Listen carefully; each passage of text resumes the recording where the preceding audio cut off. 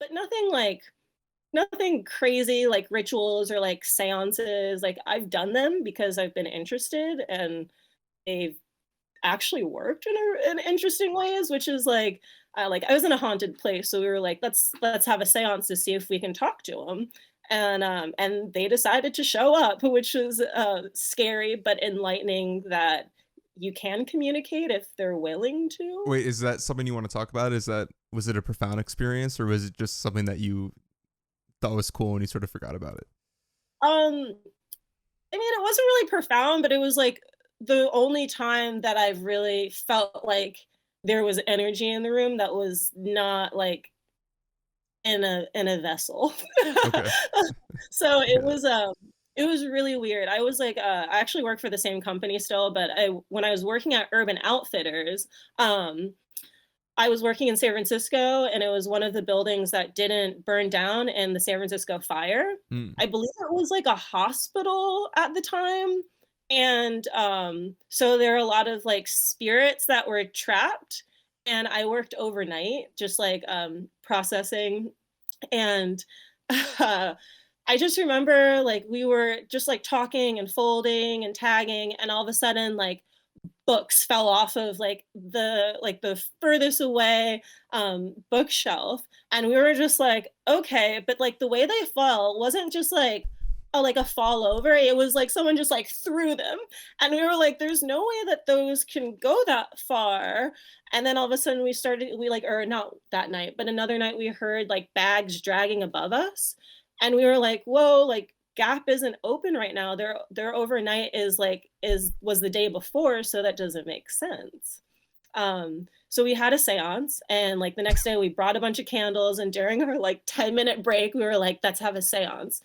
And like a couple people were laughing, and I was like, you have to leave the circle because you're a non-believer, like we really want this to work. And they were like, you're so rude. I'm like, no, I want to talk to them. Like I really want to speak with them, and I cannot have you ruin this for us. So like we lit the candles and we're just all holding hands, and then we were like, wait, who's gonna talk? Like we had it all planned until like who was gonna talk to the spirits. And like actually one of my really close friends was like, Rachelle. I was like, uh-oh. And I was like, okay. And I was like, I just like started talking. I didn't know what to say because it was like no one really like reads a book on how to seance. Yeah. So I just was like, if you're here, can you give us a sign? We would love to talk with you.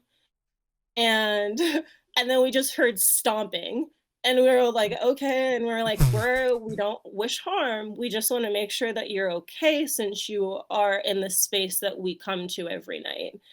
And like we didn't get like any talking or anything. It was just like a lot of noises, more like things falling. Um and then like our lunch break was over, so our manager was like, okay, like it was cute, but we got to go back to work. And I was just like, thank you for your time, like, and like we'll be here with you, like now you know us. and and then we were done, and I was like, okay, blah blah blah. And I went over to the mirror because there was this one mirror I would always check myself out because I love me. And I would like look at myself and I was like, haha, funny guys, like who put these handprints all over it? Because there were handprints like smeared across the mirror. Like someone was like trying to break out of the mirror. Oh, that's And fucked. and I was just like, haha, very funny guys. Like, y'all know I check myself out in this mirror every night, but like, you got me, you got me. And they're like, Rochelle, you're crazy. Like, no one's been over there. Like, you just saw us from the seance to moving. And I paused and I was just like, like, I would have clocked out. did I almost bring it out of the mirror? Like, oh my goodness, like it listened to my voice. But that was the only time I've ever been like, okay, like we don't mess with energy, like if we don't know what it is, because like I don't know That's what it was fucking like. spooky. Yeah. The only Well, time. I mean, I will. Yeah, I haven't had an experience like that, but I mean, I've heard stories all the time of people doing the same sort of things. I mean, I have some friends growing up who used to like, for fun, go into like abandoned buildings that had like, remnants of like a satanic ritual, and I'm like, why do you guys even come close to that shit? Like, I'm pretty empirical, like I'm pretty like scientific dude, but like when it comes to that stuff, I'm like, I'm not taking any chances whatsoever. So like the fact that you did that is like pretty brave. Yeah, I don't I, know. like, did a lot of research after because I was like, "What did I do?" Um, 'Cause and they say, like, just be careful because, like, energy can attach to you. And, like, you never know if you, like I mean, they say Ouija boards are, like, always bad energy, so I, like, don't really try those, but, like, you never know who you're opening on a portal to, like, speak with you or, like, Mhm. let in your life, and if they see something that they might connect to or, like, feel something they might connect to, they can stay with you grounded if they, like, seek comfort or if they just, like, feel like remind them of their daughter or something and they wanna be close to you. Yo.